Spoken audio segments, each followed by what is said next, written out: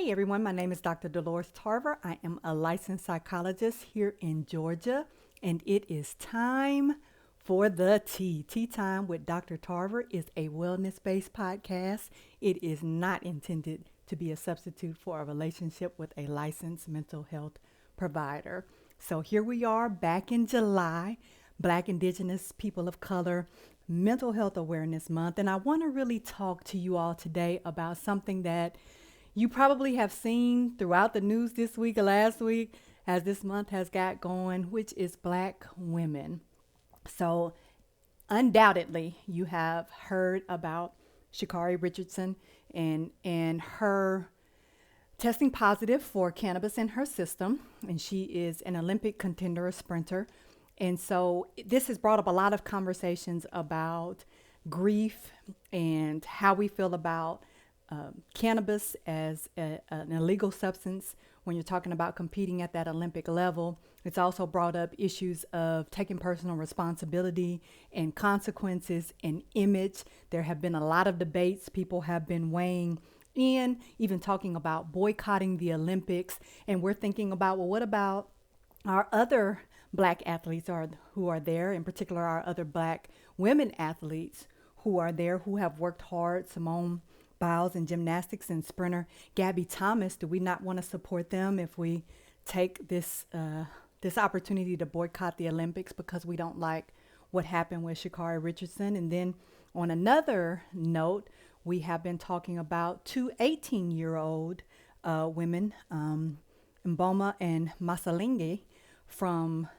Namibia in South Africa, who tested for testosterone levels that the league said was too high. So they have been disqualified from participating in the Olympics as well because their testosterone levels are higher than what is considered what a woman should have in terms of her testosterone level. And so we've had conversations about women and our genetics and natural testosterone in our bodies and how we are compared to men in terms of this testosterone level. We're too masculine, and all of these debates that have come about women, but also just about that, do we need to make some changes in terms of how we view women sports and the measures that are used to determine whether or not they qualify? They have some unnatural advantage, even though they're not taking any supplements that would cause them to have an unfair advantage, but that our body chemistry sometimes it's just different based on our level of performance of activity. And even if you took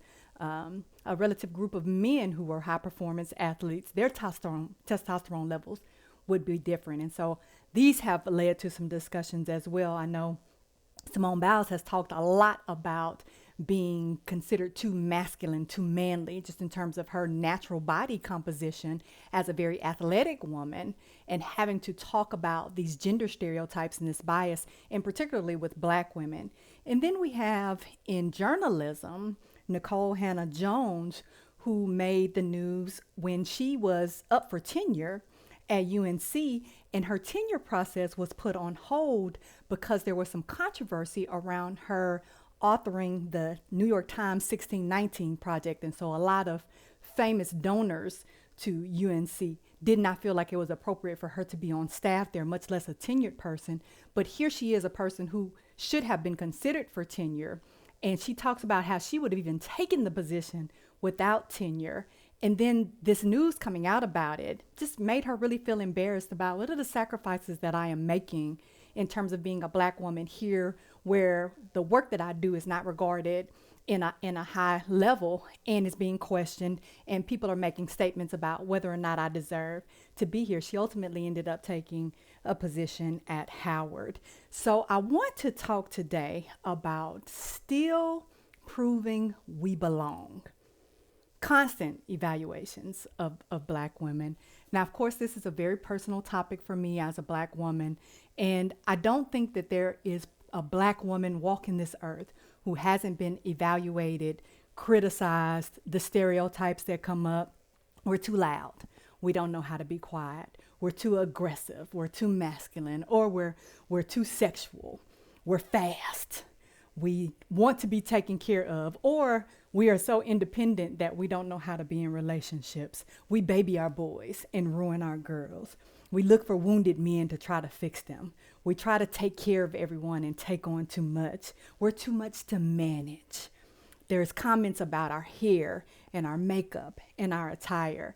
When we're in the room, people don't assume that we're in leadership positions and often will ask, well, let me speak to your supervisor. Well, I am the supervisor. I am the senior management in this room. There are thoughts about, well, you're just a diversity hire, an equity hire. You wouldn't be here otherwise. There are also these perspectives about nobody wants to work for a Black woman. We're difficult to work with. We are extra. We're too much. And these are the kind of things that make it very difficult for women when we're walking into spaces about our worth, about our education, our value. Where'd you get your degree from? Can't tell you the number of times people have asked me where I have gotten my degree from. And I don't really honestly believe that most of those times was because people were naturally curious, but it was to evaluate whether or not I was good enough. Are you qualified enough to be able to be in this role you are in with me? People go on my website and they'll look up my criteria and they'll come and they'll tell me about it. This is how I know. Oh, I looked you up. And I looked up this information and I found articles and I found things that you had done, because again, you're researching me because you want to make sure that I'm where I should be. Did you just get here through some little lottery? Some people just planted you here, or have you earned the right to be in this position? And so what do we do to compensate for that? We work longer hours, right? You think about even going to institutions, and I know most of us are very, of course, going to be evaluative of institutions of higher learning that we go to. But we think about, do I go to an HBCU? Do I go to a predominantly white institution? Do I go to both? Is one going to be valued more than another? Am I going to have a negative experience in one that's going to make me not even be able to finish my degree because it was such an awful experience? Constant things you have to think about. We commit to fighting these battles of diversity and inclusion, even if it's exhausting to us, because we want to take up that armor and fight for this justice that we know we all deserve. We're the ones that offer the trainings. We come through and we say, okay, I know nobody wants to be at this training and you all are going to flip through this information, but I put it out there because I want to do my part to make some changes. It's exhausting. We're thoughtful about our attire. Maybe I shouldn't wear that. That hemline might be a little short, or maybe that's a little too tight, shows off too many curves, or maybe that blouse is a little too low cut. I have to think about my voice and how loud I'm talking, how I'm enunciating words, our body language, our hair. How many conversations have Black women had about their hair in workplaces? Even as we look at our athletes, we talk a lot about their hair and their nails. We're constantly making these comments about, well, you have on too much or you don't have on enough. And it's a hard balance to deal with. We're trying to manage these sexual innuendos in the workplace, unwanted touching or gender biased comments. And any woman, but particularly a Black woman, will tell you that she has had some kind of either unwanted comment or unwanted physical contact by a colleague or somebody that was on your team, a teammate, or somewhere where you were in a place of work using your gifts and your talents, where someone made a statement or oogled at you. Trying to make do with little resources because I don't want to rock the boat. I don't want to be a problem. I don't want to always be the one bringing up the issues. So I have to think about, let me weigh, I'm scanning the room. Did anybody else have a reaction to that comment, or is it just me? I want to be assertive, but I don't want to be too assertive. I want to be seen, but I don't want to be overly seen. I want to be heard, but I don't want to be overbearing. I want to be able to be who I am, but I have to be mindful. Is that too masculine? Is that too feminine? Do I want to let that go? I need to pick my battles. We're constantly thinking about our image, how we respond. Even with our social media accounts, do I want to post that? How are people going to view me? What are they going to think? This constant rumination about how am I going to be viewed by someone else? How is someone else going to take this? Or if I put myself out there like this, I know what's going to happen, and am I prepared to deal with the consequences of it? I don't want to brag too much. I don't want to be too boastful. I have to be mindful because people are going to start asking, well, how did you get that? Well, what did you do to get that opportunity? And so it makes you almost feel like you really can't be yourself. And we know that if you talk about grief or mental health, or you go through a pregnancy, or you have anything going on in your relationship, that becomes, and don't even mention the uncouth period jokes, right? So all of these things, she's going through in ways that other people aren't talked about. How does that affect us? How does that affect our psyche every day? How does that affect our health? Interestingly, stress tends to have a larger impact on Black women.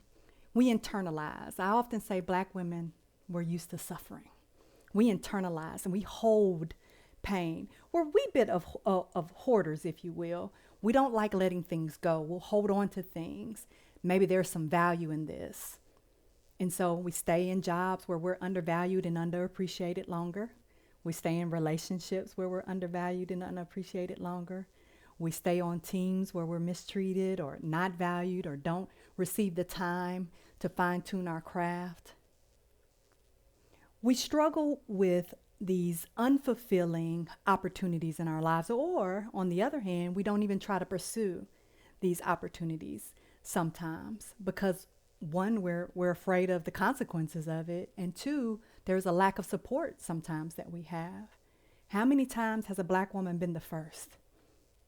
Been the first to be at this school, been the first to get this degree, been the first to utilize this technology or this strategy, this surgical procedure, been the first to be the head of this corporation, and the first at this firm, first at this practice. And it's absolutely exhausting. And you're in these work cultures where there are microaggressions and people are making comments. I change my hair frequently, as you all well know if you follow this podcast. So the comments that are made about my hair, they're not thought about by most people, but they're thought about by me, because there are constantly comments made. And you may be saying, well, you're changing your hair. What do you expect? I expect you to see more than just my hair. And sometimes it's hard for people to understand that, or the questions about your skin, or the questions about, well, do they do this in your culture? Those are the kind of things that people deal with. Hey, I can hear you talking outside. You're kind of loud. Those kind of things that people say in passing and don't realize the effects that they have on the person that you're saying that to. Being in leadership positions and not being respected as a leader. People going around you and asking other people questions instead of coming to you because they don't respect your authority in that position. They again, you're just here for aesthetic reasons or some kind of policy that we had to follow to get you in here so we could get some funding, so that we could say we're doing a good job in diversity. But I don't really actually think you have the expertise to be here. We internalize a lot of hopelessness. There are negative comments constantly about our marriages, about our abilities to get partners, about our ability to have to choose between being successful and having relationships. Again, our parenting, how we raise our children, what kind of people we are in relationships, the negative images that you see of us on TV. And we're constantly being thought of the decline of the Black woman. One time my client said to me that women are becoming less valued because nobody wants to be with a Black woman anymore. And think about how those things resonate in a Black woman's spirit. Think about the trauma that a lot of Black women have experienced. That could be from natural disasters. That could be from child or sexual abuse. That could be from domestic violence. That could be from growing up in a home where you were undervalued. You could have been in poverty. There could have been opportunities where you were experiencing racism in various capacities, not to mention the seeing children being killed, Black people being killed, and how that affects a woman. So what happens is we are at more risk to have these chronic health conditions as a result of that. And we often don't have a lot of balance sometimes in our lives. Sometimes we're working a little too much to try to compensate, because there still is a huge wealth gap. And there are still 14% of Black women who are below the poverty level. And so we are often holding things together by a thread, literally. And so some of the things that does to us is it shows up in our mental health, our depression, our anxiety. We may be at higher risk for developing more serious and persistent mental health concerns. And then there's the stuff that we get genetically from our families that we're struggling with. And if you are unpartnered and trying to manage a household or kids or finances, then that makes things even more difficult for you. So I didn't start this podcast to tell you about all of the ways that life is hard and that you struggle and that you're tired and why so many of us check out of here early with cardiac events and other health problems. But I want you to be aware, one, that you are not by yourself. There are opportunities, and I'm going to discuss a few here at the end, for you to get support as a Black woman or to be supportive of Black women. But I also came on here because, again, focus of this podcast is to help people be well. I also came on here to tell you some ways to take care of yourself. So, mentorship. It is very important that as a Black woman, you have a safe space of other Black women where you can go and you can unpack all the little subtle things that people didn't catch and didn't think about, and all of those battles that you go through every day, and those deep breaths and the thoughts you have to make about how do I respond, what do I wear, what do I do. Mentorship helps you navigate that, because sometimes you are the first, but sometimes you're one of the first, and there are some other women out there who can help support you. And it is important that they are supportive, right? Because we want to make sure that you're around people that are going to encourage you and nurture you, but also let you know, hey, take a break, take a breath. These mentorship opportunities often come through organizations. And so having organizations that you join, whether that's a sorority or a professional organization, can be really, really helpful in terms of you being able to navigate these things. And they do need to be supportive and affirming, because I do know, as you know, every organization is not a healthy organization, and every organization is not going to be a good fit for you.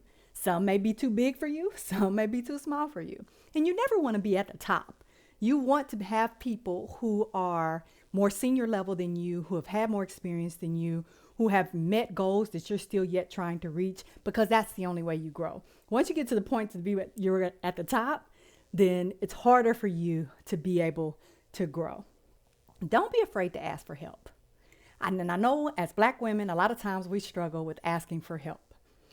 Asking for help is one of the ways you can prevent a lot of those health problems that I discussed earlier, a lot of those mental health problems that I discussed, because you don't end up having something grow to be bigger than it needs to be. Preventative care is very important. And so if I can offset some of this stress, if I can get some support early on, so I'm not ending up having to work longer hours or work extra or have all these demands on me, then I'm much more likely to be able to resolve things quicker, which means that I'll be able to get that stress level down, right? Because stress is dangerous for us as Black women. We have to be very, very mindful of our stress level. And I know that there's a lot of negative information out there about us and our dating potential. And I encourage you to be open to a variety of different dating experiences. If you only date men, that's fine. Hey, I only date men. Let me be open to a variety of dating experiences in terms of men of different ethnicities. If I only date Black men, then I need to be mindful of, okay, let me make sure that I'm dating a variety of types of Black men so that I can make sure that I find the best fit. Now, what I don't want you to do is settle, because what we know about us is that, again, we're hoarders. We get in something and we're going to stay in it. So I do not want you to be picking somebody that is not a good match for you, as the seasoned saints say, equally yoked. And then you end up staying with that person and you're miserable, right? So we want to have a good fit. So that means I need to be doing a range of dating. And I know sometimes as Black women, we don't often date a lot. We tend to date a little and then kind of like, okay, well, let me make a choice. But I encourage you to do a variety of dating and look at some different dating options so that you don't have to feel like you're in a situation where you're trapped or, again, that you have to settle. Therapy and support groups, right? And you know that I'm a big proponent of you all getting your mental health in order. because that's also going to buffer that stress. As you talk through and problem solve, have people to hold you accountable to your goals. A lot of times we just need guidance about the patterns that we get into. Why am I continuing to have this type of outcome? Am I seeking places where they don't want me? Right? So I'm going to places where I'm not going to be valued. And there are times in our lives where we do want to push forward. Hey, this is going to be an opportunity. I know it's going to be tough. I know I'm going to be dealing with some racism and some gender bias, but I want to push through in this opportunity because this is going to be great experience for me that I can take elsewhere, that I can do things with, that I can allow other people to be able to grow and move.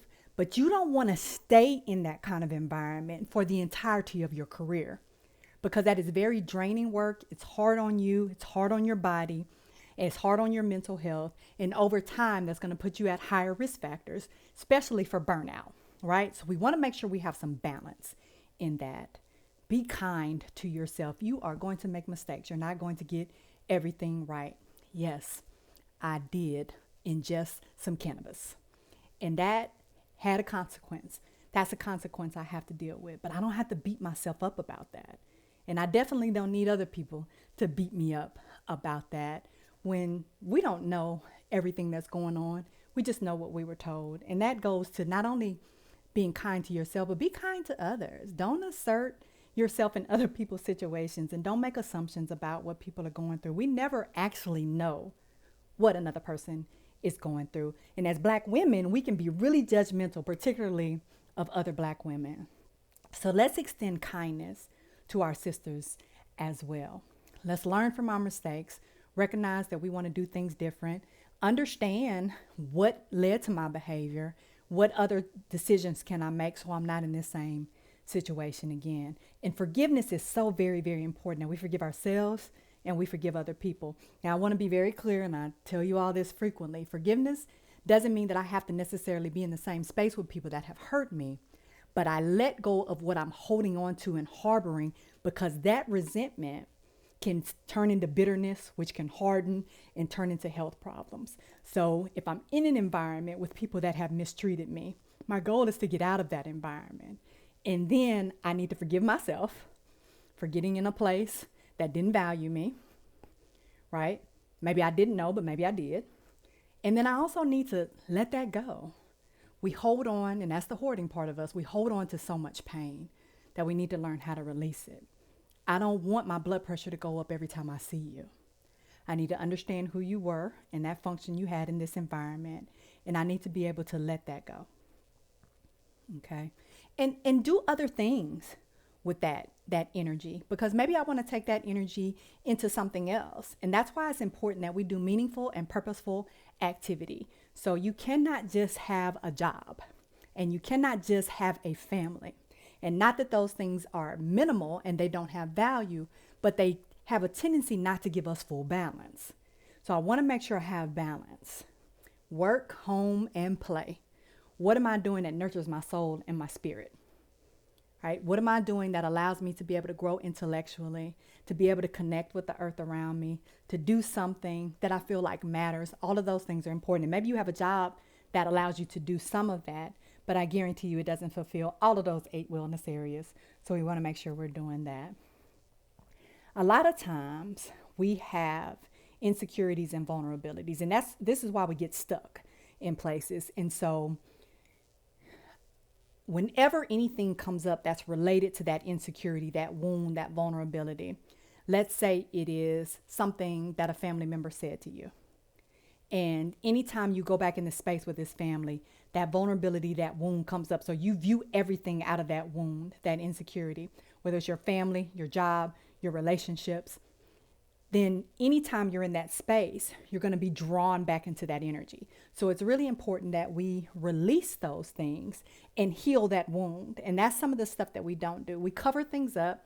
We'll mask it with substances. We'll mask it with shopping. We'll mask it with food.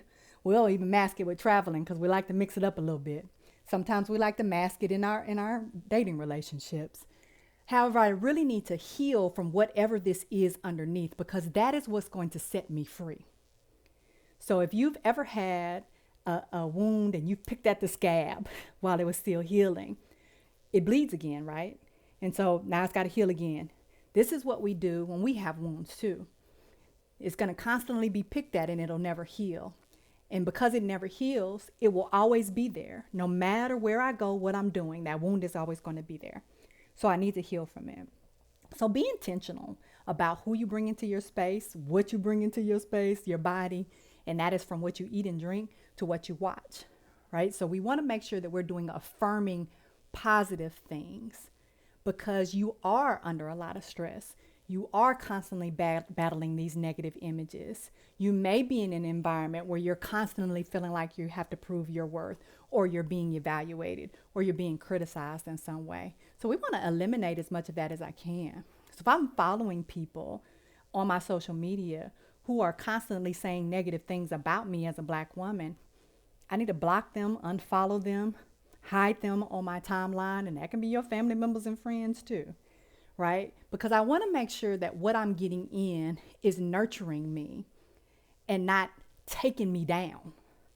Because there's only so much you can take of that before you end up being so down it's hard to get up. Evaluate if you're taking things personal or if you're defensive. And sometimes we take things personal because they are personal. But other times we take things personal because of those wounds. So you person are not actually doing what I'm accusing you of, but because I'm in this wounded space, you saying anything to me, I feel bad. I feel guilty. I feel like I'm less than. I feel like I messed up. And so I'm hearing you say that to me, but you're not actually saying that to me. And so I need to be mindful if my wounds are interfering with my ability to be able to receive feedback and support and help from other people, or just in their regular everyday comments.